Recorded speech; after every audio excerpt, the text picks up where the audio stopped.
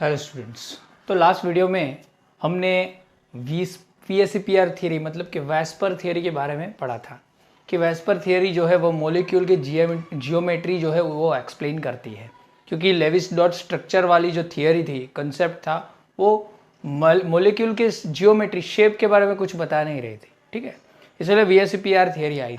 लेकिन क्या हुआ कि VSEPR थियरी भी जो उसकी जो एप्लीकेशन है वो भी बहुत ही कम थी, और वो पर्टिकुलर बॉन्ड लेंथ कितनी होगी मॉलिक्यूल के बीच, ठीक है, या फिर बॉन्ड एंथैल्पी उसको तोड़ने के लिए कितनी एनर्जी चाहिए, उसके बारे में कोई भी जो है वो एक्सप्लेनेशन नहीं देता था।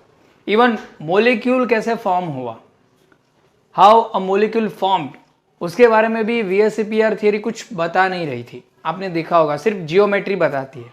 ठीक है, तो ये सभी चीज़ें और बहुत ही कम एप्लीकेशन इस थियरी के होने से ये क्या हो गया कि एक नई थियरी जो है वो आ गई। ठीक है, एक नई थियरी आ गई जिसे बोला जाता है वैलेंस बॉन्ड थियरी। ठीक है, जो हमें बताती है, एक्सप्लेन करती है कि क्यों मॉलिक्यूल जो है वो फॉर्म हुआ, कितनी स्टेबिलिटी है। ठीक है, उसके बारे में बताती है, कैसे मॉलिक्यूल फॉर्म होता है ऑर्बिटल्स के बीच, उसके बारे में बताती है। ठीक है, तो स्टार्टिंग करते हैं valence bond theory. In 1927, Hitler and London proposed this theory.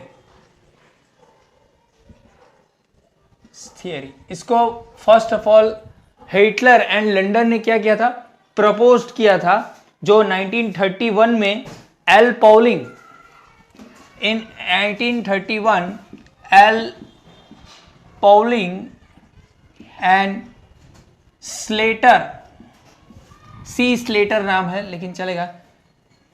Further इन्होंने क्या किया था, इम्प्रूव दिस थियरी, इसको फर्दर क्या किया, इसको इम्प्रूव कर दिया। ठीक है, 4 साल के अंदर इन्होंने क्या किया, फर्दर इम्प्रूव कर दिया। तो मैंने आगे बोला कि ये जो थियरी है वो क्या बताती है, तो ओवरलैपिंग क्राइटेरिया बताती है। क्या बताती है, ओवरलैपिंग क्राइटेरिया। कैसे ओवरलैपिंग, मतलब जैसे हमने कोवेलेंट बॉन्ड में ओवरलैपिंग होती है, ऐसा मैंने बताया था आगे। ठीक है, तो ओवरलैपिंग कैसे होती है, क्यों होती है, उसके बारे में हम पढ़ेंगे। ठीक है, तो वैलेंस बॉन्ड थियरी स्टार्ट करते हैं। हम एग्जाम्पल लेते हैं H2 मॉलिक्यूल का। ठीक है, H2 मॉलिक्यूल का मान लो कि यहाँ पे हमारे पास ये H1, 2 मॉलिक्यूल होते हैं, एक और H दूसरे H के साथ बॉन्ड होगा, और ये जो है वो कोवेलेंट बॉन्ड होगा। और आपको मालूम है कोवेलेंट बॉन्ड में ओवरलैपिंग होती है, तो उसको ही समझाने के लिए वैलेंस बॉन्ड थियरी आई। मान लो कि यहाँ पे जो है वो, मान लो कि यहाँ पे उसका इलेक्ट्रॉन है। ठीक है, ये न्यूक्लियस है, इसका इलेक्ट्रॉन है, ऐसे ले लेते हैं। चलो, हाइड्रोजन की इलेक्ट्रॉनिक कॉन्फ़िगरेशन 1s1 है। s ऑर्बिटल स्फेरिकल होती है, यू ऑल नो।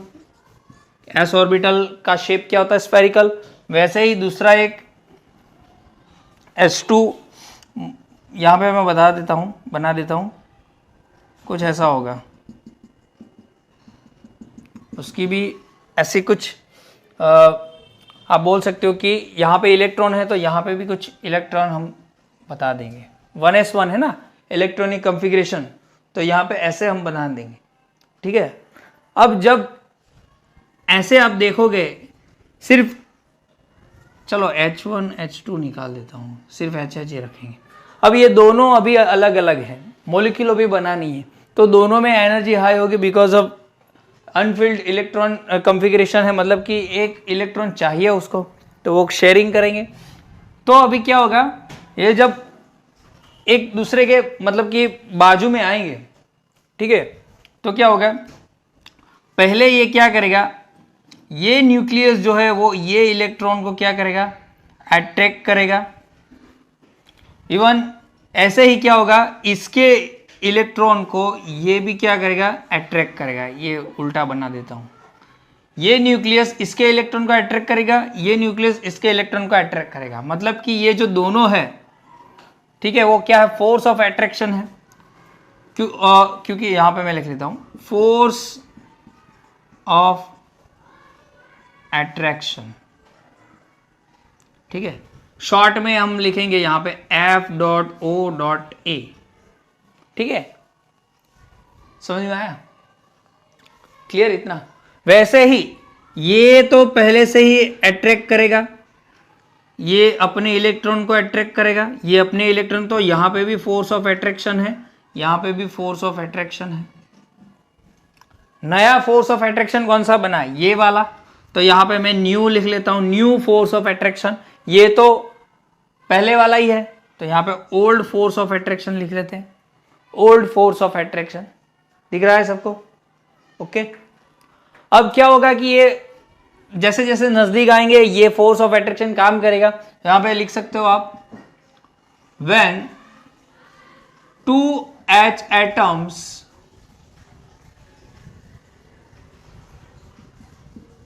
come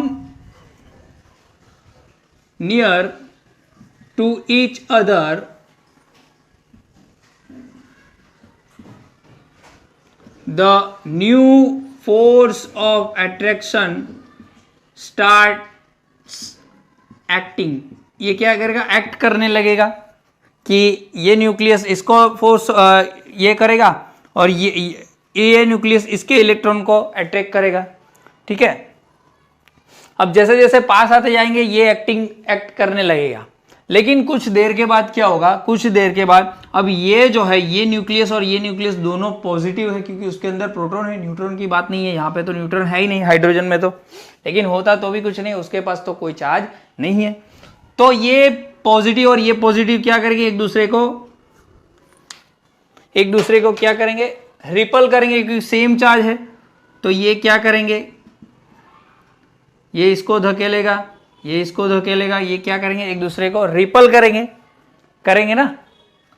तो यहाँ पे मैं लिख देता हूँ, चलो आप बीच में ही लिख लेता हूँ, यहाँ पे force of repulsion, short form में लिख रहा हूँ FOR, फोर्स ऑफ रिपल्जन, ठीक है। और ये कौन सा, न्यू फोर्स ऑफ रिपल्जन है, लेकिन लिखना नहीं है यहाँ पे। सेम उसी तरीके से ये क्या होगा, ये तो घूमेगा, तो ये और ये इलेक्ट्रॉन एक दूसरे के बाजू में आएंगे, तो ये भी क्या करेंगे, एक दूसरे को रिपल करेंगे, तो ये भी क्या करेंगे, रिपल्जन करेंगे, तो ये भी एक फोर्स ऑफ रिपल्जन बन गया। तो यहां पे लिख सकते हैं हम, when both H atoms come together, the new force of repulsion also starts acting। क्या करेगा, ये फोर्स ऑफ, ये जो रिपल्जन है वो भी एक्ट करेगा, अट्रैक्शन तो एक्ट करेगा, अट्रैक्शन तो है ही, लेकिन रिपल्जन भी है, इसलिए वो भी क्या करेगा, अट्रैक्ट करेगा, रिपल करेगा, ठीक है। और तो क्या होगा, मतलब कि कैसे बॉन्ड बनेगा। सो एट द सिचुएशन, एक सिचुएशन आएगी when both force of attraction is equal to force of repulsion. जब फोर्स ऑफ अट्रैक्शन और फोर्स ऑफ रिपल्जन सेम हो जाएंगे, ठीक है, क्या हो जाएंगे, सेम हो जाएंगे, दोनों की वैल्यू सेम हो जाएगी, एक ज्यादा होगा एक कम होगा तो नहीं चलेगा, सेम हो जाएगी। The bond formation happen and molecule formed with, जब ये दोनों इक्वल हो जाएंगे, जब ये फोर्स ऑफ अट्रैक्शन और फोर्स ऑफ रिपल्जन दोनों इक्वल हो जाएंगे, क्योंकि एक ज्यादा होगा और एक कम होगा ऐसा कुछ नहीं होता, एक ज्यादा होगा एक कम होगा, अगर रिपल्जन ज्यादा होगा तो दूर चले जाएंगे, ठीक है। इसलिए क्या होगा कि दोनों सेम हो जाएंगे। मैंने आगे बोला था कि आप ऐसे एडजस्ट करोगे कि आप अच्छी तरीके से बैलेंस बैठ सको, वैसे ही ये लोग भी करेंगे कि दोनों इक्वल हो जाए, तब क्या करेंगे, बॉन्ड फॉर्मेशन हो जाएगा, ठीक है, तब जाके बॉन्ड फॉर्मेशन होगा और H2 मॉलिक्यूल बन जाएगा। समझ में आया, क्लियर, तब जाके मॉलिक्यूल फॉर्म होगा। जब force of attraction and force of repulsion क्या हो जाएगा, इक्वल हो जाएगा। ठीक है, इनडायरेक्टली जब बॉन्ड फॉर्मेशन होता है तो एनर्जी रिलीज होती है, बाहर निकल जाती है, क्योंकि अगर अकेले OH और अकेला H होगा, H एटम, तो उसमें एनर्जी ज्यादा होती है तो स्टेबिलिटी कम होती है। लेकिन जब एक मोलिक्यूल बन जाता है तब एनर्जी रिलीज हो जाती है। अब एनर्जी बोले तो पोटेंशियल एनर्जी, किसी के अंदर भी जो भी एनर्जी होती है वो पोटेंशियल एनर्जी बोली जाती है। तो पोटेंशियल एनर्जी जब बॉन्ड फॉर्मेशन होगा तो मोलिक्यूल फॉर्म हो जाएगा, तो मोलिक्यूल जब फॉर्म हो जाएगा तो एनर्जी रिलीज, सब निकल जाएगी एनर्जी, और जैसे ही एनर्जी निकल गई तो स्टेबिलिटी आ गई। स्टेबिलिटी क्या हो जाएगी, गेन हो जाएगी। आपको मैंने मालूम है कि stability is inversely proportional to energy, जितनी एनर्जी ज्यादा उतनी स्टेबिलिटी कम। तो अकेला H एटम होगा तो उसमें एनर्जी बहुत ही ज्यादा होती है तो स्टेबिलिटी कम होगी, लेकिन जब मोलिक्यूल बन जाएगा तब सारी एनर्जी निकल जाएगी। As the bond formation and molecule form the whole energy released क्या हो जाएगी, निकल जाएगी और स्टेबिलिटी गेन हो जाएगी। इसीलिए H2 मोलिक्यूल क्या है, स्टेबल है। समझ में आया इतना? Okay, clear? तो इतना नोट करो। फिर एक ग्राफ जो है वो हम देख लेते हैं। ये वैलेंस बॉन्ड थियरी की बात मैंने आपको बताई कि कोई मोलिक्यूल फॉर्म होता है, ठीक है, तब दो फोर्स होती है, force of attraction, force of repulsion.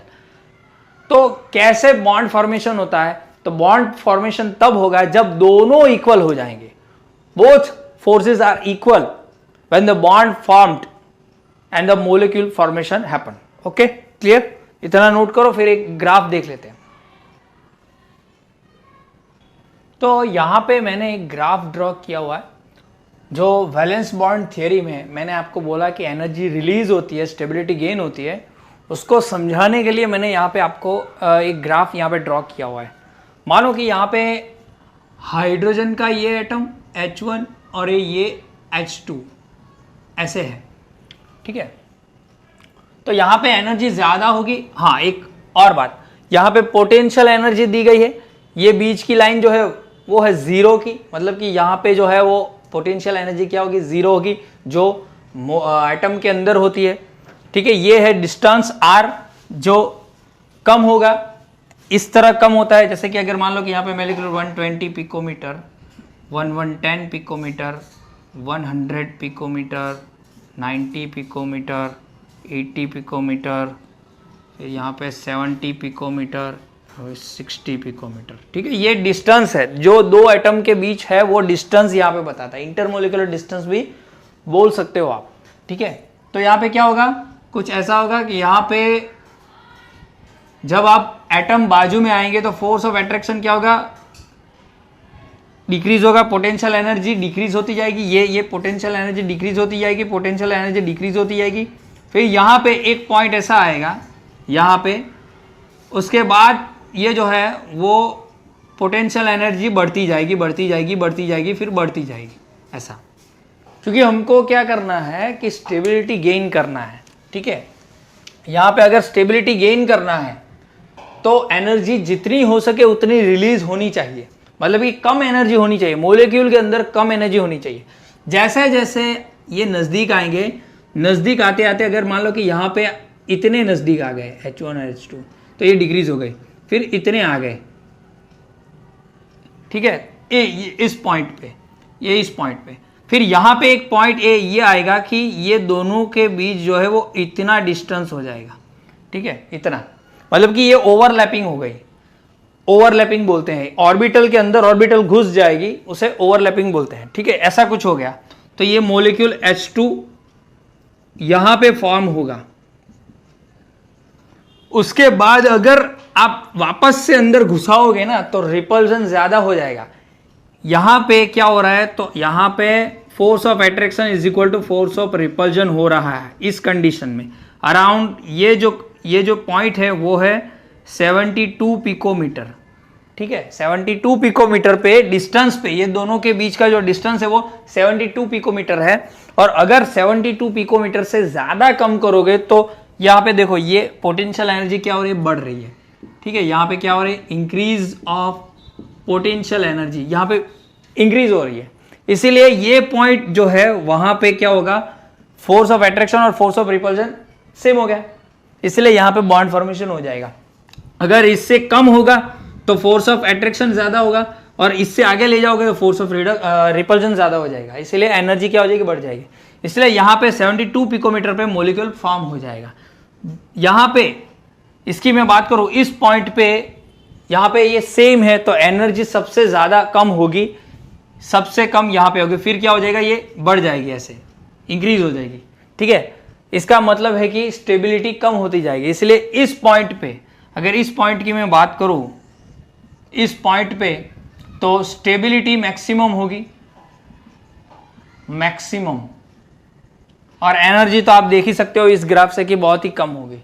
ठीक है, और ये 72 पिकोमीटर जो है वो यहाँ पे 0 है, तो ये 72 पिकोमीटर जो है वो क्या बोली जाती है, डिस्टेंस बिटवीन टू एटम्स, इनके बीच का जो डिस्टेंस होगा या उसे बॉन्ड लेंथ भी बोलते हैं। क्या बोलते हैं, बॉन्ड लेंथ, बॉन्ड की लेंथ कितनी है वो बोलते हैं।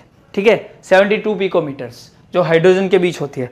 और यहाँ पे जो बॉन्ड की एनर्जी है वो होती है, जिसे बॉन्ड एंथैल्पी बोलते हैं, वो होती है अराउंड, जो निकलती है वो है -435 किलो जूल पर मोल, इतनी एनर्जी निकल जाती है।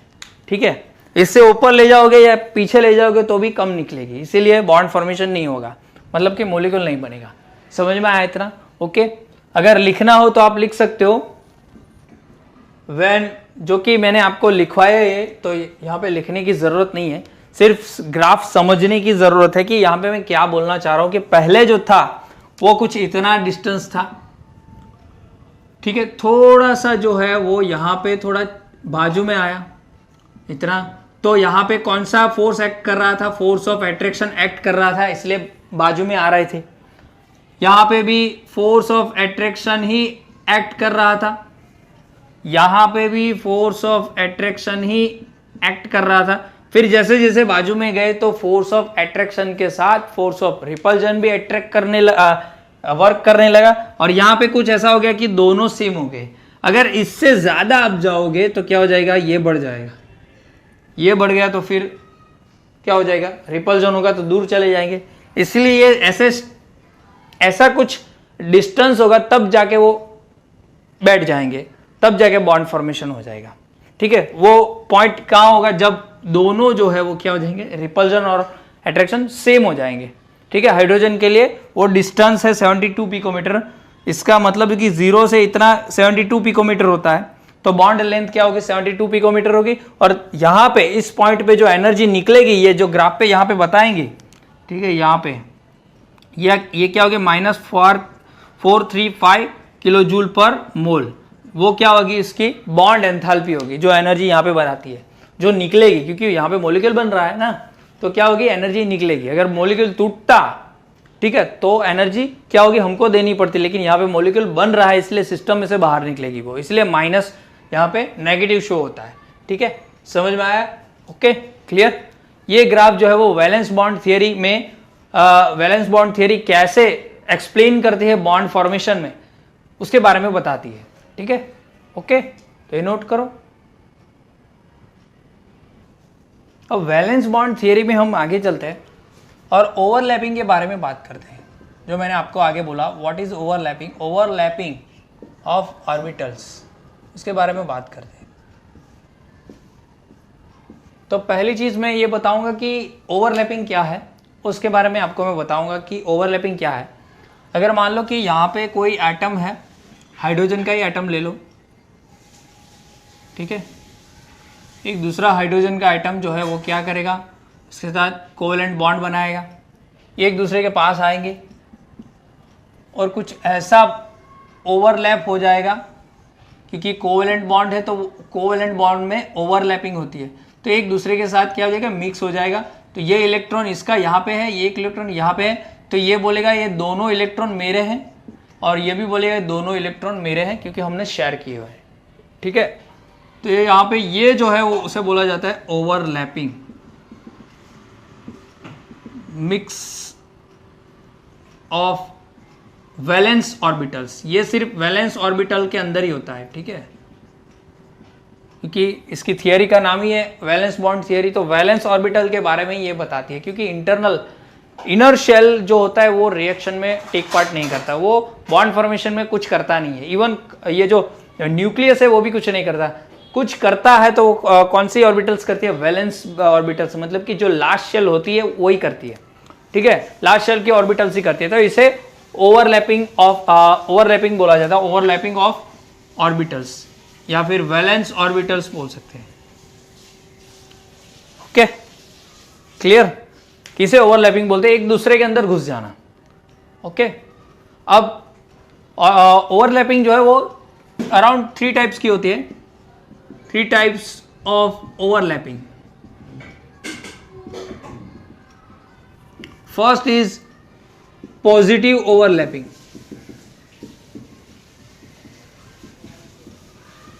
which promotes molecule formation। अगर पॉजिटिव ओवरलैपिंग होगी तो मॉलिक्यूल बनेगा, ठीक है। Then second is negative overlapping and third one is zero overlapping. इसमें कुछ बनता नहीं है। जीरो ओवरलैपिंग में क्या है, कुछ बनता नहीं है, इसमें कोई मतलब कि बॉन्ड फॉर्मेशन नहीं होता है और कुछ बनता नहीं है, ठीक है। तो फर्स्ट ऑफ ऑल हम पॉजिटिव ओवरलैपिंग देखेंगे। तो पॉजिटिव ओवरलैपिंग जो है, फर्स्ट ऑफ ऑल यहाँ पे हम पॉजिटिव ओवरलैपिंग लिखेंगे, देखेंगे, ये मैं निकाल रहा हूँ, नेगेटिव और जीरो बाद में देखेंगे। फर्स्ट ऑफ ऑल जो पॉजिटिव है वो होती है कि कोई भी ओवरलैपिंग जो है, ऐसा नहीं कि आप किसी के साथ हाथ मिला रहे हो, ठीक है, तो एक टाइप की ओवरलैपिंग ही है, आप हाथ से हाथ ऐसा मिला रहे हो, ठीक है, तो आप ऐसे नहीं मिला सकते, सीधा उसका हाथ जो है वो राइट हैंड होना चाहिए, आपका भी राइट हैंड होना चाहिए, तब जाके आप अच्छे तरीके से ओवरलैपिंग कर सकते हो। वैसे ही यहाँ पे भी होता है। ओवरलैपिंग जो है वो क्या बताता है, तो फर्स्ट ऑफ ऑल मैं यहाँ पे लिख लेता हूँ, बाद में स्टार्ट करता हूँ। ओवरलैपिंग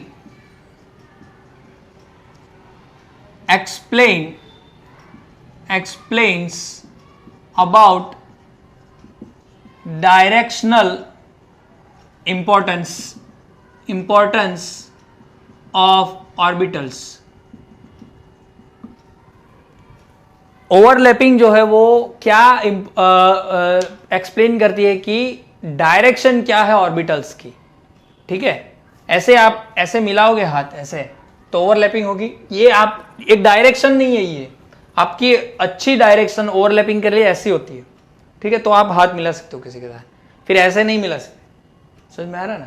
तो डायरेक्शन क्या है ऑर्बिटल की, ठीक है, उस पर डिपेंड करता है कि पॉजिटिव ओवरलैपिंग होगी, नेगेटिव होगी कि जीरो होगी, ठीक है। तो यहां पे लिखना हो तो लिख लो, it depends on direction of orbitals that either overlapping is positive, negative और zero overlapping, ठीक है, क्लियर। डिपेंड करेगा डायरेक्शन पे, इसीलिए importance of directional importance of orbitals यहां पे लिखा हुआ है।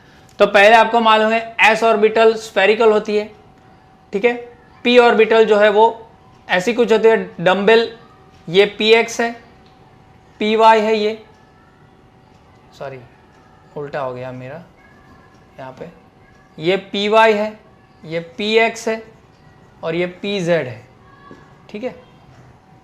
डायरेक्शन तो यही मेन है। पॉजिटिव ओवरलैपिंग कब होगी, तो आपको मालूम है एस एस, क्योंकि डायरेक्शनल यहां पे कोई डायरेक्शन नहीं होता है, because of S orbital is spherical, they can form positive overlapping in any condition.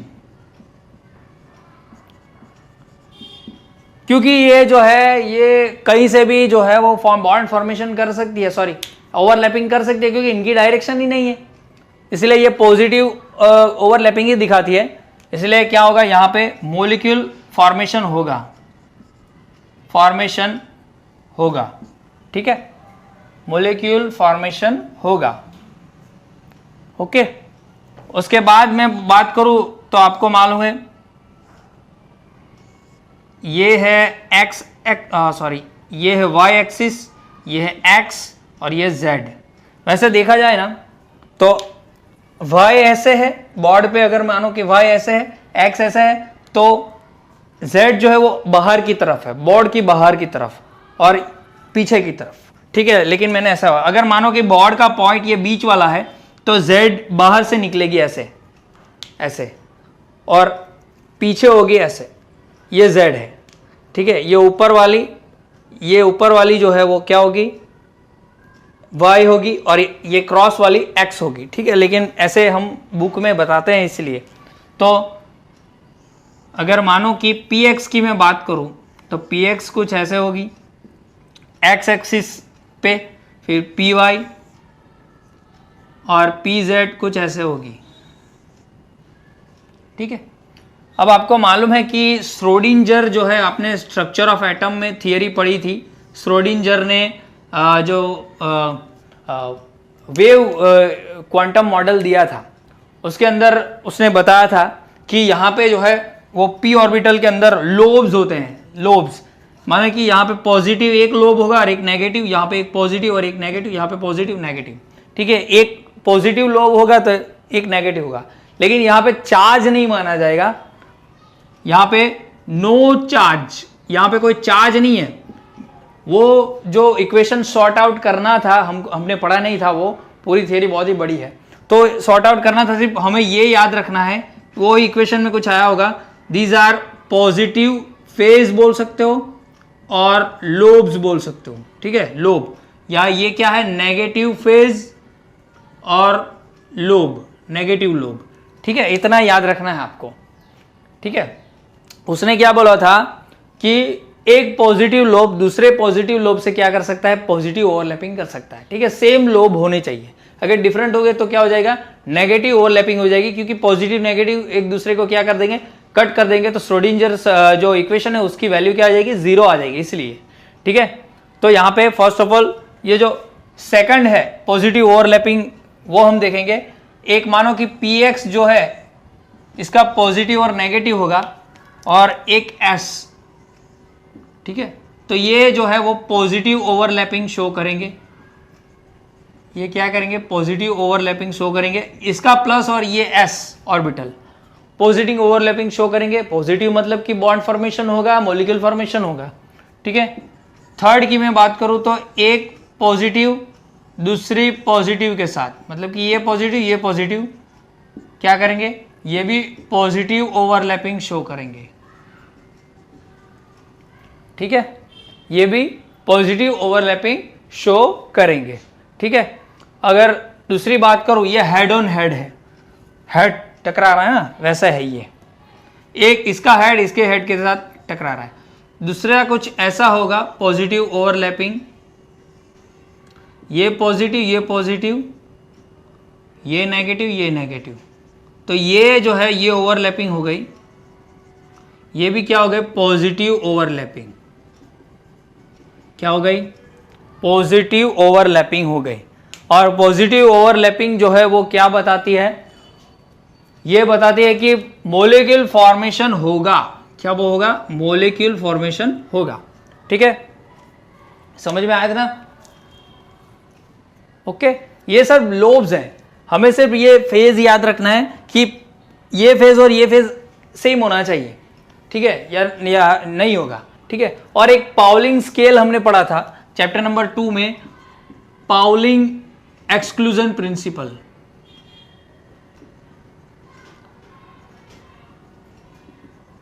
Sorry, Pauling scale तो वो इलेक्ट्रोनेगेटिव वाला है।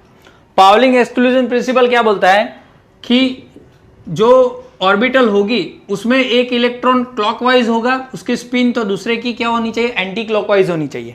इसका मतलब क्या है, देखो यहाँ पे अगर इसके इलेक्ट्रॉन की जो स्पिन होगी वो ऐसे होगी तो इसकी क्या होनी चाहिए, ऐसी होनी चाहिए। इसका ऐसा होगा तो इसकी ऐसी होनी चाहिए। सेम ऐसी दोनों की स्पिन सेम नहीं हो सकती, ठीक है। जैसे हम ऑर्बिटल में इलेक्ट्रॉन लिखते हैं तो कैसे लिखते हैं, अगर दो होंगे तो ऐसे लिखते हैं ना, ठीक है ना। तो दोनों की स्पिन सेम होगी तो ओवरलैपिंग नहीं होगी, इसलिए दोनों की क्या होनी चाहिए, इसकी क्लॉकवाइज तो इसकी एंटी क्लॉकवाइज, इसकी एंटी क्लॉकवाइज तो इसकी क्लॉकवाइज, उल्टी होनी चाहिए, तब जाके पॉजिटिव ओवरलैपिंग होगी, ठीक है। पाउलिंग एक्सक्लूजन प्रिंसिपल हमने पढ़ा था कि यहां पे लिखना हो तो लिख लो, electron of valence orbitals must be opposite spin to overlap, overlap करने के लिए ऑपोजिट स्पिन होनी चाहिए, ठीक है, क्लियर। तो इतना नोट करो। अब हम नेगेटिव ओवरलैपिंग के बारे में बात करेंगे। तो फर्स्ट ऑफ ऑल मैंने आगे बोला नेगेटिव ओवरलैपिंग कैसे होगी, तो ये p ऑर्बिटल मान लो कोई, और ये जो है वो s ऑर्बिटल है, तो यहाँ पे मानो कि पॉजिटिव, यहाँ पे नेगेटिव, और ये ओवरलैपिंग कुछ ऐसे हुई तो ये क्या हो जाएगी, नेगेटिव ओवरलैपिंग हो जाएगी। क्या हो जाएगी, नेगेटिव, क्योंकि यहाँ पे पॉजिटिव होना चाहिए तब जाके ही क्या हो जा, पॉजिटिव ओवरलैपिंग होगी, ठीक है। सेकंड की बात करूँ तो मैं ये px ले लो, सेम px यहाँ पे ले लो, यहाँ पे पॉजिटिव और यहाँ पे नेगेटिव, तो भी क्या हो जाएगा, ये ओवरलैपिंग नेगेटिव हो जाएगी, क्योंकि यहाँ पे देखो सेम लोब नहीं है, डिफरेंट लोब है ना, यहाँ पे देखो डिफरेंट लोब्स हैं, डिफरेंट लोब्स है ना, इसीलिए, ठीक है। सेम यहाँ पे होगा negative overlapping, positive negative, negative positive, ये क्या हो गया, देखो डिफरेंट लोब्स हो गए, तो क्या हो गया, यहाँ पे देखो डिफरेंट लोब्स, नेगेटिव ओवरलैपिंग, ठीक है। ये भी क्या हो गई, नेगेटिव ओवरलैपिंग, ठीक है। समझ में आया, क्लियर। अब जीरो ओवरलैपिंग में क्या होगा, ये जो सभी ओवरलैपिंग है ना, ये नेगेटिव और जीरो, ये दोनों जो है वो मॉलिक्यूल फॉर्मेशन नहीं करती, ठीक है। दोनों जो है मॉलिक्यूल फॉर्मेशन नहीं करती। अगर जीरो ओवरलैपिंग की मैं बात करूं तो पी वाई मान लो, जहां पे यहाँ पे जो है वो नोड होता है, क्या होता है, नोड। नोड मतलब कि इलेक्ट्रॉन जो है वो वहां पे नहीं होते, इलेक्ट्रॉन कहाँ पे होते हैं, इस एरिया में और इस एरिया में। नोड्स मैंने आपको बताया था कि क्या है, खाली एरिया होता है जहां पे इलेक्ट्रॉन मिलने की प्रोबेबिलिटी क्या होती है, होती नहीं है, जीरो होती है। तो तब जब जाके नोड के साथ ये s ऑर्बिटल टकराएगी और ओवरलैपिंग कर जाएगी, तब ये जो है वो क्या होगा, यहाँ पे तो इलेक्ट्रॉन है ही नहीं, ये s ऑर्बिटल जाके यहाँ पे ओवरलैप हो जाएगी, तो क्या हो जाएगा, जीरो ओवरलैपिंग हो जाएगी। क्या हो जाएगा, जीरो ओवरलैपिंग, ठीक है। तो पॉजिटिव ओवरलैपिंग करने के लिए क्या होना चाहिए, ये पी वाई इसके साथ नहीं कर सकती, पी एक्स होना चाहिए, ठीक है। तो डायरेक्शन बहुत ही इंपॉर्टेंट है, क्योंकि ये डायरेक्शन में एस ऑर्बिटल के साथ कोई फॉर्मेशन नहीं हो सकता, ठीक है। कैसे होगा, पी एक्स होगी तब होगा, मतलब कि पी एक्स डायरेक्शन अलग है ना, वैसे ही। फिर यहाँ पे देखो, अगर मान लो कि ये हमने ले ली पी वाई, उसके साथ हमने पी जेड की कर दी, ठीक है, ये पी जेड है। आप बोलोगे ऐसे किया फिर ऐसे किया, दोनों आप कर सकते हो, ऐसा कुछ नहीं है, ठीक है। तो यहाँ पे ये नोड एक दूसरे के साथ क्या करेंगे, ओवरलैप करेंगे, ठीक है। यहाँ पे नोड्स ओवरलैप हो जाएंगे, और नोड के अंदर तो इलेक्ट्रॉन होते ही नहीं है, ये साथ में जुड़ेंगे तो नोड्स ओवरलैप हो जाएंगे। तो यहाँ पे क्या हो जाएगा, जीरो ओवरलैपिंग हो जाएगा। क्या हो जाएगा, जीरो ओवरलैपिंग हो जाएगी, ठीक है। तो पॉजिटिव ओवरलैपिंग ही क्या करेगी, बॉन्ड फॉर्मेशन करेगी और मॉलिक्यूल फॉर्मेशन करेगी। ये जो हमने नेगेटिव ओवरलैपिंग और जीरो ओवरलैपिंग की बात की वो कुछ नहीं करेगी, ठीक है। यहाँ पे आप पॉजिटिव नेगेटिव लिख लो, नहीं लिखो, कुछ ये नहीं है, क्योंकि ओवरलैपिंग तो हो नहीं रही है। यहाँ पे पॉजिटिव नेगेटिव होगा ही नहीं, क्योंकि यहाँ पे ये जो है वो क्या होगा, नोड की ओवरलैपिंग होगी, क्योंकि ये ऐसे नहीं मिलेगा, ये थोड़ा क्रॉस होता है, ठीक है। ये Z जो है वो थोड़ा क्रॉस होता है ना, तो ये पहले ये मिलेगा, ऐसे अच्छी तरीके से फॉर्मेशन ओवरलैपिंग नहीं होगी। ठीक है, क्लियर, समझ में आया? तो ये नोट करो। इस वीडियो में हमने देखा कि वैलेंस बॉन्ड थियरी का इंट्रोडक्शन क्या है, क्या नहीं है, कैसे ओवरलैपिंग वो एक्सप्लेन करता है, और कैसे कुछ बॉन्ड जो है वो फॉर्मेशन नहीं होते हैं। ठीक है, मॉलिक्यूल कैसे बनते हैं उसके बारे में देखा। आगे हम बॉन्ड के बारे में बात करेंगे, और वैलेंस बॉन्ड थियरी भी क्या हो गई, ये ओवरलैपिंग वाला फंडा फेल हो गया था, क्योंकि सभी मॉलिक्यूल के लिए जो है वो ये कॉम्प्लेक्स पॉली एटॉमिक मॉलिक्यूल, मतलब कि एक से ज़्यादा, उसके लिए ये अप्लाई नहीं होता है। तो उसके बारे में बात करेंगे। उसके बाद सिग्मा बॉन्ड और पाई बॉन्ड के बारे में बात करें, जो मैंने आगे बताया था वही, उसके बारे में थोड़ी ज़्यादा डिटेल में बात करेंगे। ठीक है, तो इस वीडियो में यहीं तक, आगे जो भी थियरी बाकी है वो अगले वीडियो में हम देखेंगे। ओके, हेलो स्टूडेंट्स, तो हमने लास्ट वीडियो के अंदर वैलेंस बॉन्ड थियरी जो है वो इंट्रोड्यूस की थी, जो जिसके दो पार्ट है। 1927 में हमारे जो लंदन थे और हिटलर थे, उन्होंने ये इन्वेंट की थी, प्रपोज की थी। देन 1931 में जो हमारे स्लेटर है और जो दूसरे एक साइंटिस्ट थे, मैं नाम भूल गया हूँ, उन्होंने क्या किया था, पॉलिंग ने वो उसमें जो थोड़े ड्रॉबैक्स थे वो उन्होंने निकाले थे और वापस से क्लियर आउट किए थे। ठीक है, तो यही चीज़ मैं आपको बता रहा हूँ कि हमने ओवरलैपिंग देखी। ओवरलैपिंग एक कॉन्सेप्ट है वैलेंस बॉन्ड थियरी का, छोटा सा। ठीक है, लेकिन मैंने अगले वीडियो में बोला था कि ओवरलैपिंग जो है उसकी डीमेरिट्स है, वो भी पॉली एटॉमिक के लिए वो अप्लाई नहीं होता है। क्यों नहीं होता है वो हम देखेंगे यहाँ पे, क्या ड्रॉबैक्स है ओवरलैपिंग के, क्या ड्रॉबैक्स है वो देखेंगे। ठीक है, और ओवरलैपिंग जो है वो कोवेलेंट बॉन्ड के लिए होती है, मैंने आपको आगे पहले ही क्लियर आउट करवा दिया। ठीक है, तो अब यहाँ पे फर्स्ट ऑफ ऑल वीबीटी जो है 1927 में इंट्रोड्यूस हुई थी, जो हमने पहले लिखी थी वही चीज मैं यहां पे लिख रहा हूं, introduced by Hitler and London. Okay, VBT मतलब कि ओवरलैपिंग कॉन्सेप्ट ही था। तो ये क्यों, मतलब कि क्यों इसके मतलब कि प्रॉब्लम आ गई इसके अंदर। ठीक है, तो पहले चीज जो मैं यहाँ पे बता रहा हूँ वो डायरेक्शन मेन है। मैंने पहले ही बोला कि डायरेक्शन ऑफ ऑर्बिटल्स जो है वो बहुत ही जरूरी है। ठीक है, you all no S orbital जो है वो स्फेरिकल है शेप के अंदर, तो इसकी कोई डायरेक्शन होती नहीं है। ये हम सभी चीजें पढ़ चुके हैं। ठीक है, एटॉमिक स्ट्रक्चर में सब पढ़ चुके हैं कि क्या है क्या नहीं है। ठीक है, और पी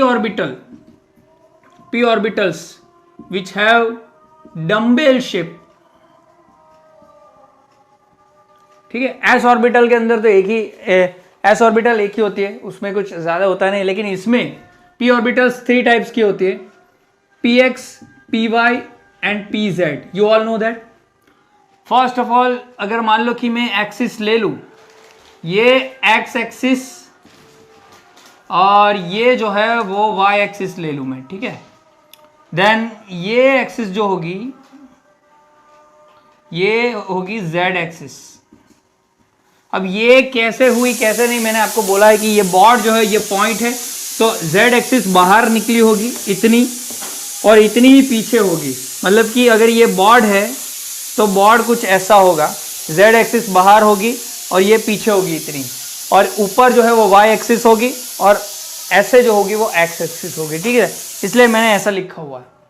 ठीक है, ये बाहर निकली हुई है ऐसे, आप ऐसे बोल सकते हो, ऐसे ऐसे निकली हुई है, ये जेड एक्सिस। ठीक है, ये बाहर ऐसे निकली हुई है, ये जो है वो एक्स एक्सिस और ये जो है वो वाई एक्सिस है। अब एक बात देखो, यहाँ पे ये ले लो ये ले लो, सेम यही है कि यहाँ पे जो है आप एक चीज नोट करो कि एंगल क्या होगा, एक्सिस के बीच एंगल क्या होगा, तो 90 डिग्री का होगा सभी में, इसके बीच 90 डिग्री। तो अगर मानो कि ये ऐसे बाहर है और एक्स एक्सिस यहाँ पे और वाई एक्सिस यहाँ पे, तो इनके बीच क्या एंगल होगा, ये भी 90 डिग्री होगा।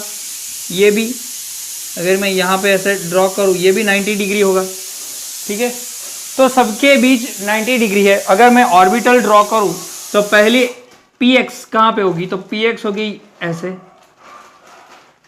पी एक्स कुछ ऐसे होगी, पी वाई कैसे होगी, तो पी वाई कुछ ऐसे होगी, और सॉरी पी जेड ऐसे होगी, और पी वाई कुछ ऐसे होगी।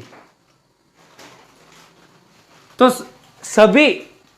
सभी के बीच जो एंगल होगा वो क्या होगा, 90 होगा, क्योंकि एक्सिस पे है ना, तो एक्सिस के बीच तो 90 डिग्री एंगल है, तो यहां पे एंगल क्या होगा, 90 डिग्री होगा। क्या होगा, 90 डिग्री, मतलब कि एंगल क्या होना चाहिए, 90 डिग्री होना चाहिए। ठीक है, क्या होना चाहिए, 90 डिग्री। ठीक है, अब यही मेन कॉज है, एंगल वाला ही मेन कॉज है कि ये जो थियरी है उसमें थोड़ी ड्रॉबैक्स है। ठीक है, कैसे, चलो हम देखते हैं। अभी हिटलर और लंदन ने क्या किया था 1927 में, दे एक्सपेरिमेंट, सॉरी लिखता हूं मैं यहां पे, they did experiment only on diatomic molecules like H2, O2 and N2। इन्होंने क्या किया था कि एक्सपेरिमेंट तो किए थे, जो ओवरलैपिंग वाला मैंने आपको बताया फंडा, वो डायटोमिक मोलिक्यूल्स पे किए थे, नहीं कि पॉली एटॉमिक मोलिक्यूल्स पे। ठीक है, तो अगर हम पॉली एटॉमिक मोलिक्यूल्स पे अगर ये करेंगे तो क्या होता है वो देखेंगे। यू ऑल नो, यहाँ पे आपको मालूम है हमने मीथेन देखा था, वेस्पर थियरी के अनुसार, अगर अकॉर्डिंग टू, मैं यहाँ पे लिख लू अकॉर्डिंग टू VSEPR थियरी, यहां पे अगर CH4 की मैं बात करूं, ठीक है, तो ये AB4 टाइप का है। ठीक है, ये टाइप इसकी क्या है, AB4 टाइप। यहां पे जियोमेट्री और शेप दोनों सेम ही होगा, क्योंकि कोई लोन पेयर नहीं है CH4 में, तो ये क्या होगा, टेट्राहेड्रल होगा। आपको मालूम है टेट्राहेड्रल, और इनके बीच जो बॉन्ड एंगल होगा वो क्या होगा, बॉन्ड एंगल होगा 109.5 डिग्री का। ठीक है, वैसे ही अगर मैं NH3 की बात करूं, NH3, तो इसमें एक लोन पेयर होता है, तो क्या होगा, AB3E टाइप, E का मतलब है लोन पेयर, यहां पे एक लोन पेयर होगा। ठीक है, तो लोन पेयर की वजह से ये टेट्राहेड्रल नहीं होता, लेकिन क्या होता है, ट्राइगोनल प्लानर। ठीक है, और बॉन्ड एंगल ये नहीं होता, कितना हो जाता है, 107 डिग्री का हो जाता है। इसके बाद अगर मैं H2O की बात करूं, जिसके पास दो लोन पेयर होती है, ये हो जाता है AB2E2 टाइप, ये बेंट शेप हो जाता है, ये वेस्पर थियरी में हमने देखा है, या वी शेप बोल दो। इसका बॉन्ड एंगल होता है 104.5 डिग्री का। ठीक है, इतना हमने वेस्पर थियरी में देखा है, मतलब कि VSEPR theory, valence shell electron pair repulsion theory. ठीक है, तो अगर ये चीज ओवरलैपिंग में इस पे अप्लाई करूं तो क्या होगा, ये पॉली एटॉमिक इसे बोल सकते हैं, क्योंकि दो से ज्यादा है तो पॉली एटॉमिक मोलिक्यूल बोल सकते हैं, वो भी मैंने आपको बताया। डायटोमिक मतलब कि ये डायटोमिक है, दो ही एटम है। पॉली एटॉमिक मतलब कि दो से ज्यादा। ठीक है, तो अगर मान लो कि एक एग्जांपल ले लेते हैं हम मीथेन का, अगर मीथेन पे अप्लाई करेंगे तो क्या होता है, देखो अभी मीथेन में कार्बन जो है, कार्बन का न्यूक्लियस कुछ ऐसा होगा, उसको पूरी तरीके से जो है वो कवर किया होगा s ऑर्बिटल ने, तो ये ऐसे पूरा कवर किया हुआ है s ऑर्बिटल ने, ये s ऑर्बिटल है। ठीक है, अब कार्बन का अगर मैं इलेक्ट्रॉनिक कॉन्फ़िगरेशन लिखूं तो कार्बन है 6, तो क्या होता है 1s2 2s2 2p2। ठीक है, तो कुछ ऐसा ड्रॉ कर लेते हैं, ये 1s2, ये 2s2, और ये 2p की 3 होती है, 2px 2py 2pz, तो इसमें एक इलेक्ट्रॉन, इसमें एक इलेक्ट्रॉन। ठीक है, अब क्योंकि ये जो स्टेट है वो ग्राउंड स्टेट है, और आपको मालूम है कार्बन की वैलेंसी 4 है, तो जब वो बॉन्डिंग स्टेट में आएगा, ठीक है, जब वो बॉन्डिंग स्टेट में आएगा, देखो यहां पे मैंने 1s और 2s, सिर्फ यहां पे 2s दिखाई हुई है, क्योंकि इसके अंदर 1s इसके अंदर होगी, इसके भी अंदर होगी, इसको कवर किया होगा, इसलिए न्यूक्लियस तो दिखने वाला नहीं है। पहले न्यूक्लियस, उसके ऊपर सराउंडिंग होगी 1s और उसके ऊपर होगी 2s। ठीक है, अब 2p कैसे होगी? 2p में एक जो है वो कुछ ऐसे होगी, कुछ ऐसे होगी, एक ऑर्बिटल कुछ ऐसे होगी, डबल डंबल है 2p है, और एक ऑर्बिटल कुछ ऐसे होगी। ठीक है, ये तो सबको मालूम है, ये वाली 2p वाली। ठीक है, ऐसा नहीं है कि हम इलेक्ट्रॉन भी ऐसा नहीं है, यहां पे ऐसे भी लिख सकते हैं, इस इलेक्ट्रॉन को ऐसे भी लिख सकते हैं, ये खाली रख सकते हैं, क्योंकि ये सेम एनर्जी की ये जो है वो सेम शेल है। इसका आउटर शेल ये है वैलेंस शेल, और ये इनर शेल है। ठीक है, ये आउटर शेल है। और यहां पे क्या होगा, ये ग्राउंड स्टेट में है। जैसे ही हाइड्रोजन इसके बाजू में आएंगे, ये मीथेन की बात कर रहा हूं मैं यहाँ पे, मीथेन की, मीथेन पे ये ओवरलैपिंग वाला फंडा अप्लाई कर रहे हैं। तो जैसे ही हाइड्रोजन बाजू में आएंगे तो क्या होगा, हाइड्रोजन बाजू में आएंगे तो हाइड्रोजन में क्या होगा कि यहां से जैसे हाइड्रोजन बाजू में आएंगे तो ये इलेक्ट्रॉन जो है वो एक्साइट होके यहां पे चला जाएगा बॉन्डिंग के लिए, और ये कूद के यहां पे आ जाएगा। ठीक है, इसलिए यहां पे 1 2 3 4 वैलेंसी हो गई। अब हमने जो देखा था, पढ़ा था चैप्टर नंबर 2 में एटॉमिक स्ट्रक्चर में कि इलेक्ट्रॉन जो है वो एक सेल से कूद के दूसरे सेल में जा रहा है, एनर्जी लेके फिर वापस आ रहा है, वो फंडा अलग है। वो क्या कर रहा है कि एनर्जी लेके ऊपर जा रहा है, दूसरे शेल में जा रहा है, और एनर्जी रेडिएशन निकाल के, जो हमने रेडिएशन अलग अलग टाइप की वेव्स देखी थी, वो निकाल के वापस आ रहा है। वो चीज यहाँ पे नहीं, ये बॉन्डिंग वाली चीज है।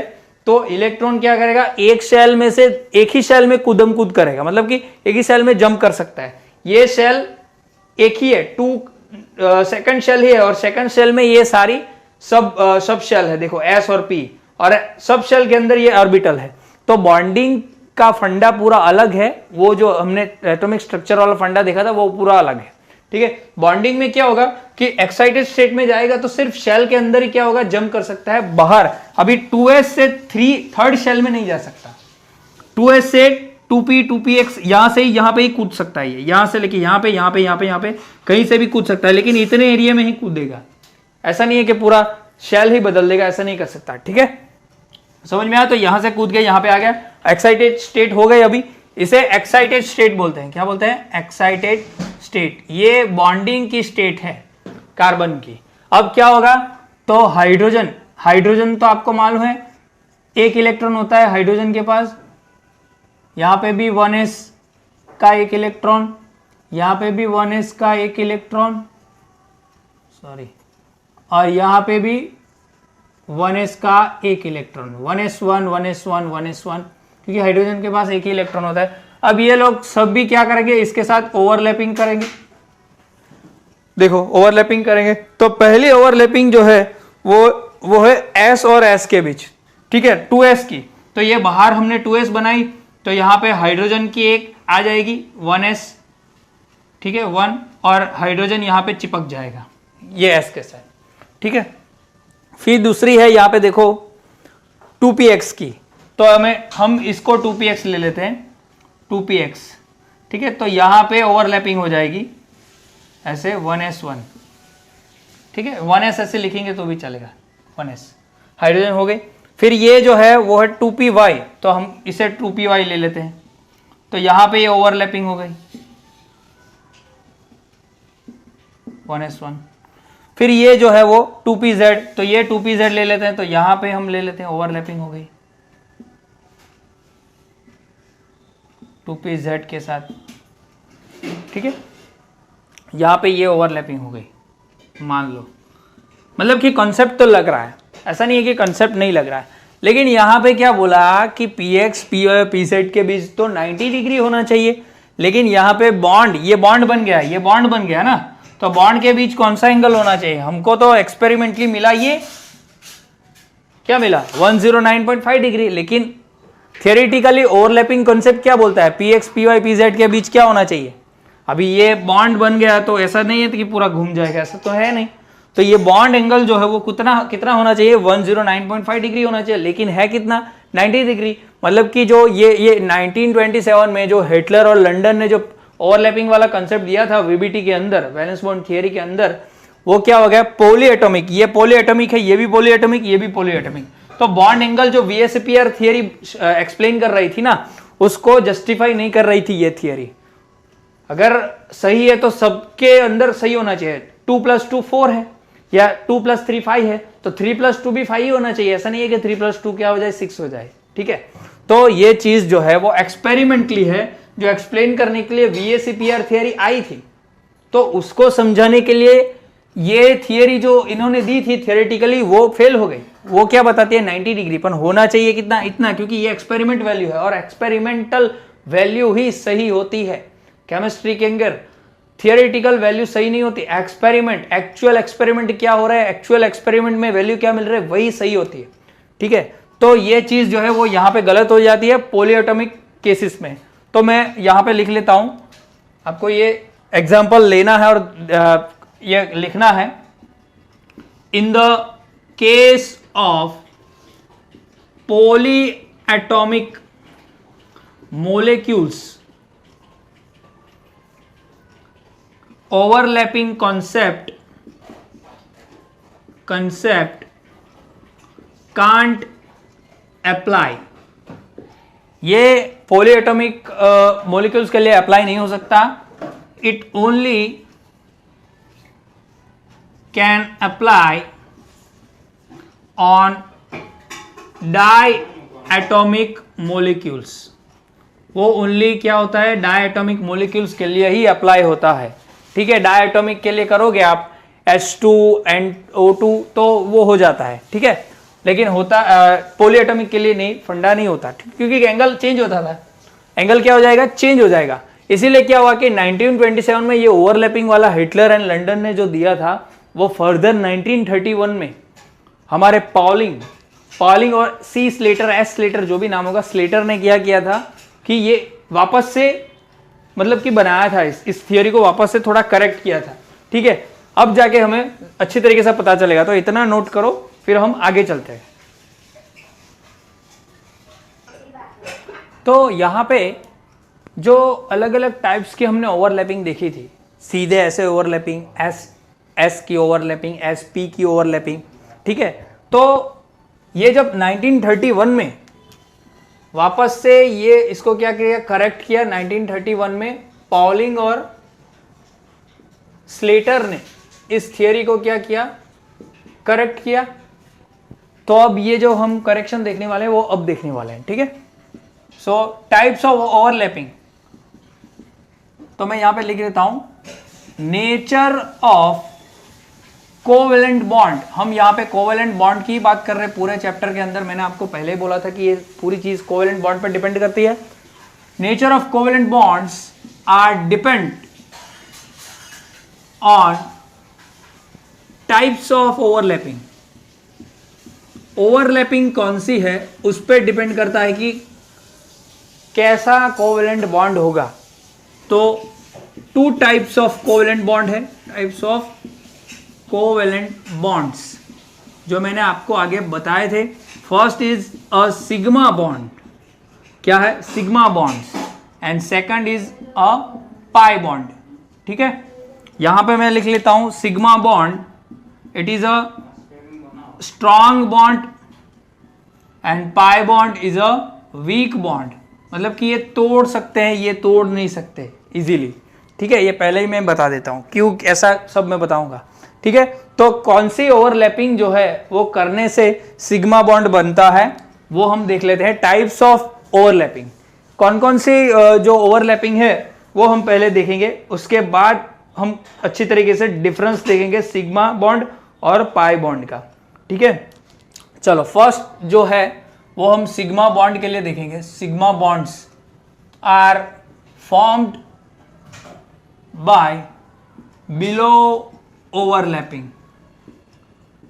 सभी सिग्मा बॉन्ड जो है वो अभी देखेंगे। First is S S overlapping. S S overlapping मतलब कि एस ऑर्बिटल और एस ऑर्बिटल के बीच जो ओवरलैपिंग होती है वो ओवरलैपिंग की बात कर रहा है। यहाँ पे एक एस ऑर्बिटल और यहाँ पे एक एस ऑर्बिटल, ये दोनों में ओवरलैपिंग हो गई।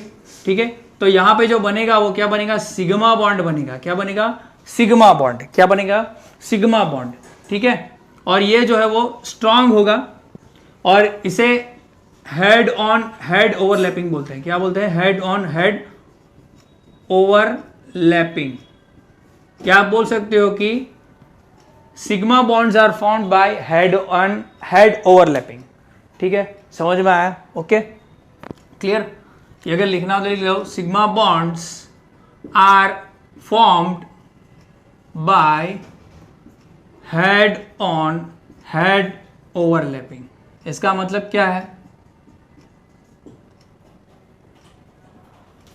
मैं सीधे कोई किसी के साथ ऐसा हाथ मिलाऊंगा तो वो अपना राइट हैंड से हाथ मिलाएगा तो वो हेड ऑन हेड हो गया, सामने फेस टू फेस, तो वो ओवरलैपिंग सिग्मा बॉन्ड बनाएगी। ठीक है, अगर मैं ऐसे बनाऊंगा फिर ऐसे बनाऊंगा, ऐसे हाथ मिलाऊंगा तो ऐसे सिग्मा बॉन्ड नहीं बनता।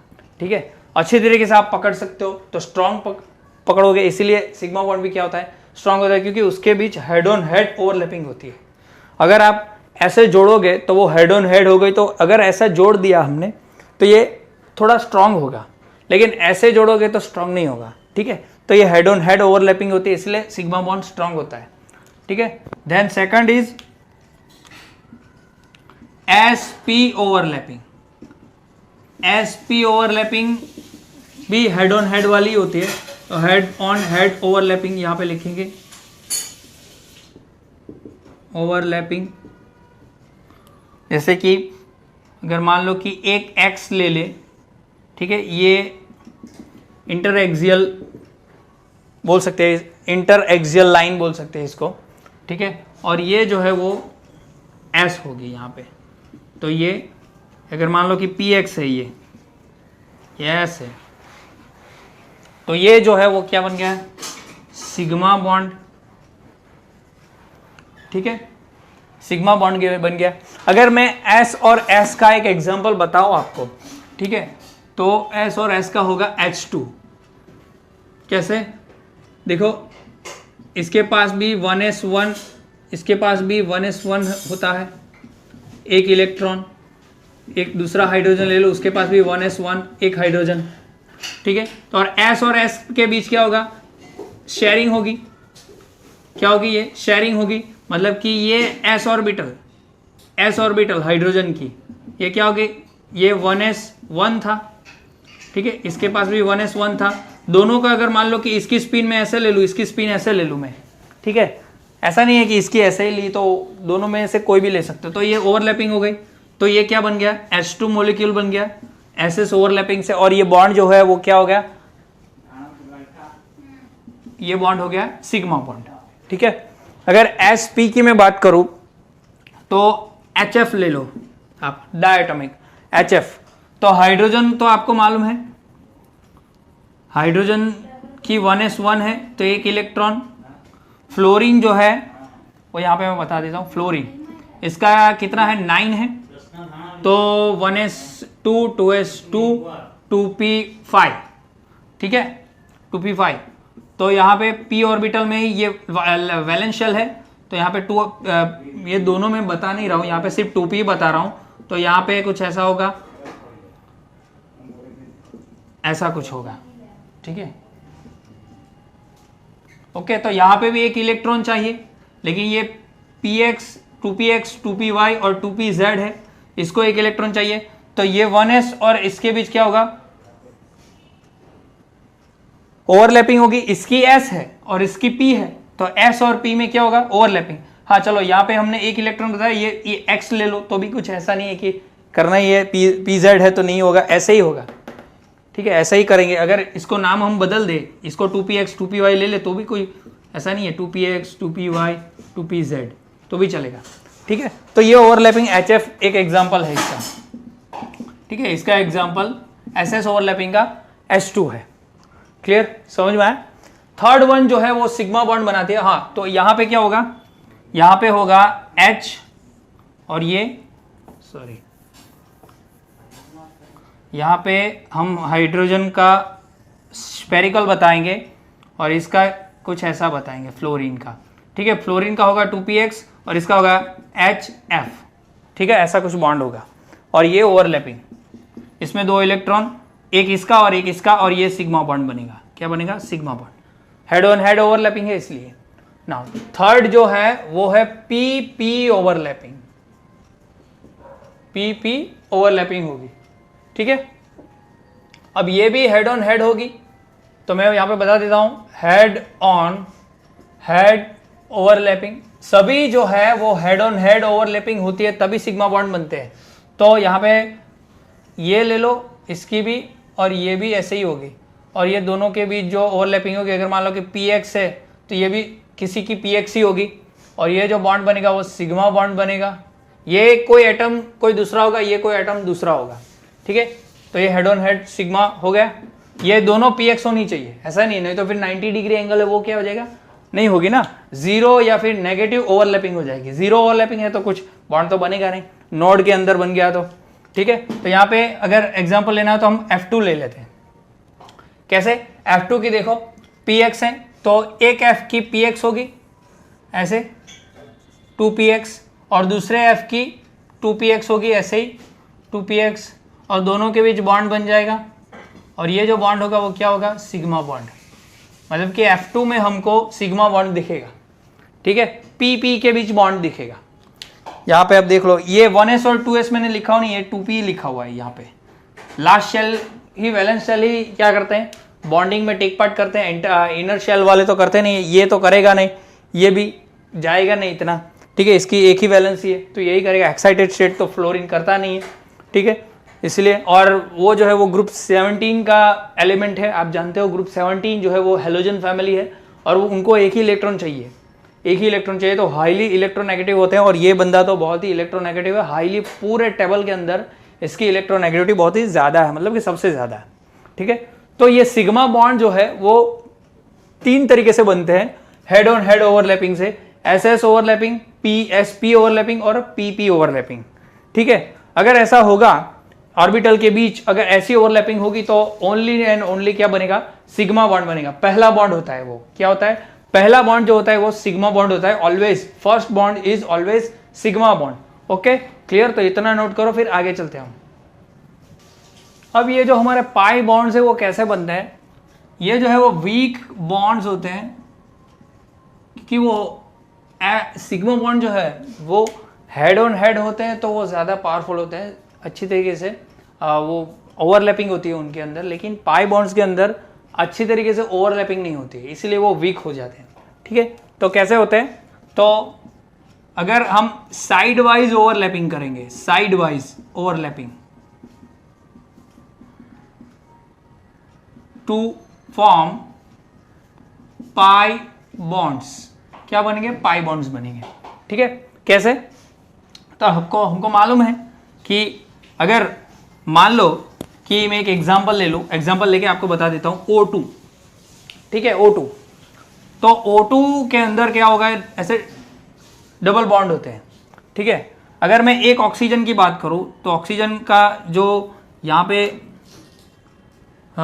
इलेक्ट्रॉनिक कॉन्फ़िगरेशन अगर ले लूँ तो 1s, यहाँ पे 1s2, 2s2, 2p4, ठीक है। तो यहाँ पे क्या होगा? ये इनर शेल तो मैं नहीं ड्रॉ कर रहा हूँ, यहाँ पे 2s और ये 2p, ठीक है। ये px, py, pz, ठीक है। 2s जो है वो यहाँ पे बता देता हूँ। सेम यहाँ पे भी यही फंडा होगा, मतलब कि 2 इलेक्ट्रॉन चाहिए इसको, ऑक्सीजन को, ठीक है।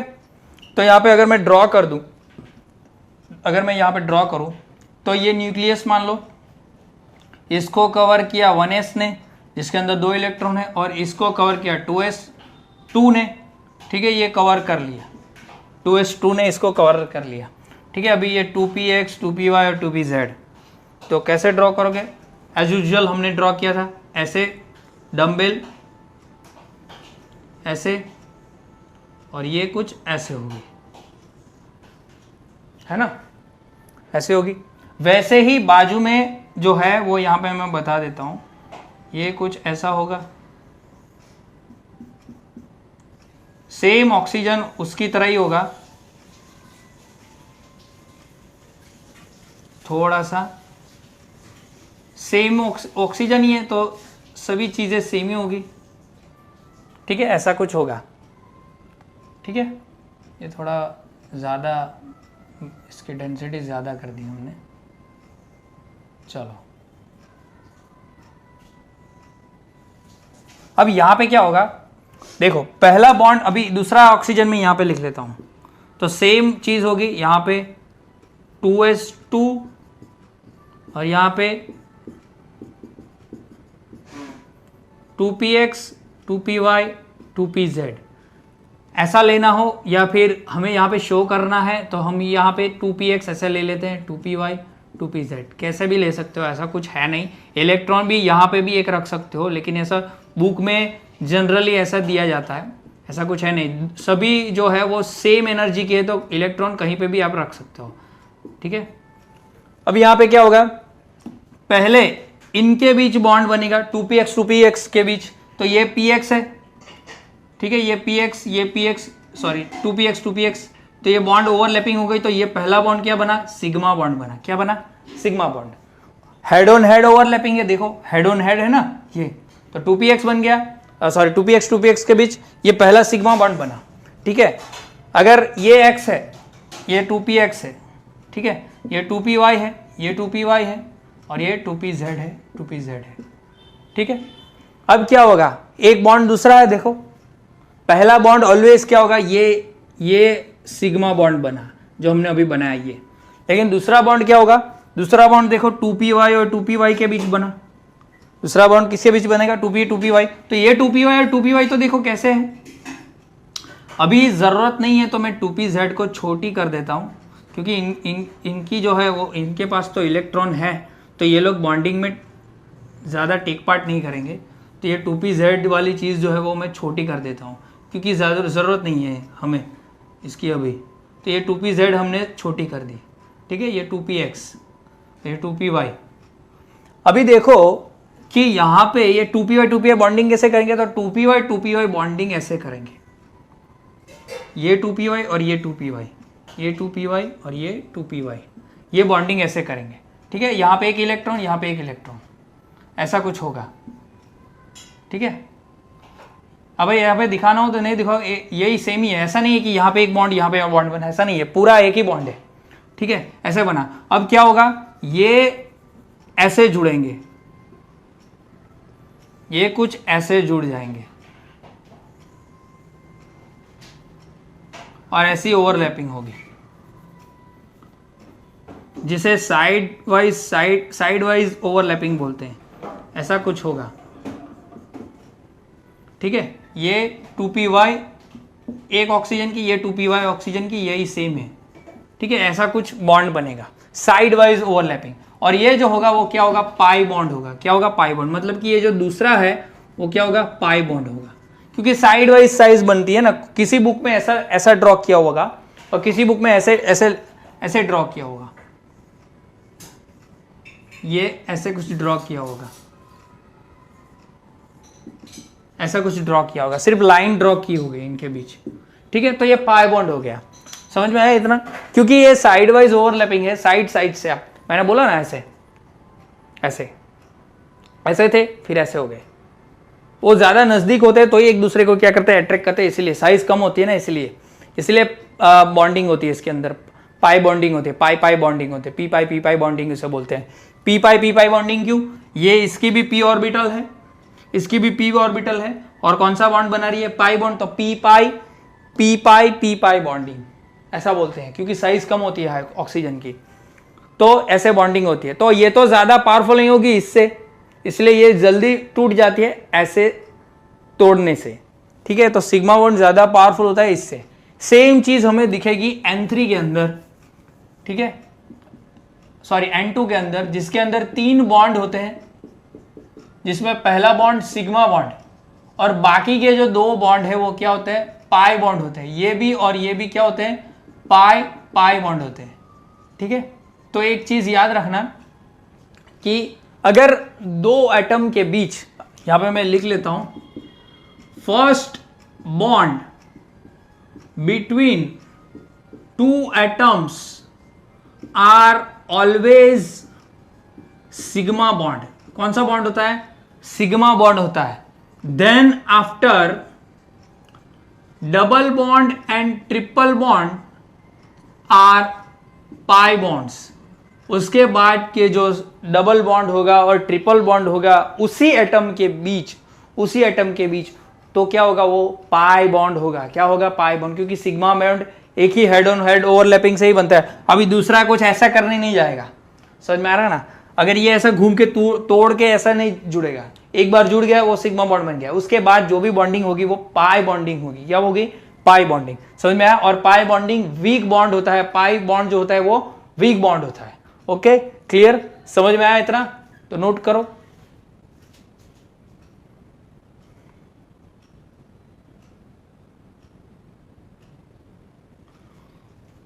ओके, तो यहां पे हमने वीबीटी की एक अच्छा छोटा सा टॉपिक था वो यहाँ पे खत्म कर दिया। अब मैं पाई बॉन्ड्स और सिग्मा बॉन्ड का एक डिफरेंस जो है वो यहाँ पे दिखाऊंगा आपको, वो आपको नोट डाउन करना है, वो बहुत ही इंपॉर्टेंट है, क्योंकि आगे आप जब ऑर्गेनिक केमिस्ट्री भी पढ़ोगे तो उसके अंदर भी पाई बॉन्ड सिग्मा बॉन्ड की बातें आती है। इवन आप नहीं, आपको पता नहीं होगा, लेकिन जब आप सब कंप्लीट करके आप इंटरव्यू में जाओगे तब कई बार ऐसा पूछा जाता है कि कोई मानो कि कोई मॉलिक्यूल दी जाए और उसके अंदर कितने पाई बॉन्ड्स है और सिग्मा बॉन्ड्स है वो फाइंड करने को आपको पूछा जाए। ठीक है, जैसे कि एक बेंजीन है C6H6, तो उसके अंदर कितने पाई बॉन्ड्स है और कितने सिग्मा बॉन्ड्स है वो आपको पता होने चाहिए, वो गिनना आना चाहिए। आप देखोगे तो आपको सीधा पता होना चाहिए कि इसके अंदर कितने पाई बॉन्ड्स है और कितने सिग्मा बॉन्ड्स है। तो मैंने आपको बोला कि दो एटम के बीच पहला बॉन्ड सिग्मा बॉन्ड और दूसरा बॉन्ड पाई बॉन्ड। ठीक है, अगर मान लो कि मैं ऐसा कुछ जो मैंने आपको क्वेश्चन पूछा ऐसा कुछ ड्रॉ करके दूं, ये बेंजीन है C6H6, ठीक है, तो इसके अंदर कितने पाई बॉन्ड्स कितने सिग्मा बॉन्ड, तो आपको पहले ये देखना है कि सिग्मा बॉन्ड कितने हैं। तो देखो ये पहला बॉन्ड जो है वो सिग्मा, ये दूसरा बॉन्ड, ये तीसरा बॉन्ड, ये चौथा बॉन्ड, ये पांचवा और ये छठा। तो सिग्मा बॉन्ड जो है वो कितने हैं? 6 है। अब इनके बीच दूसरा जो बना ये पाई बॉन्ड, तो यहाँ पे एक पाई बॉन्ड, ये दूसरा और ये तीसरा, मतलब कि पाई बॉन्ड्स कितने हुए? 3। ठीक है, तो ये आंसर है, समझ में आया? तो दो एटम के अंदर पहला बॉन्ड सिग्मा होना चाहिए, होता ही है, होना चाहिए नहीं, होता ही है, और दूसरा तीसरा जो भी होगा वो क्या होगा? पाई बॉन्ड होगा। क्लियर? समझ में आया? अगर इसके रिगार्डिंग कोई भी क्वेश्चन हो तो आपको मालूम है, you can ask me. Okay.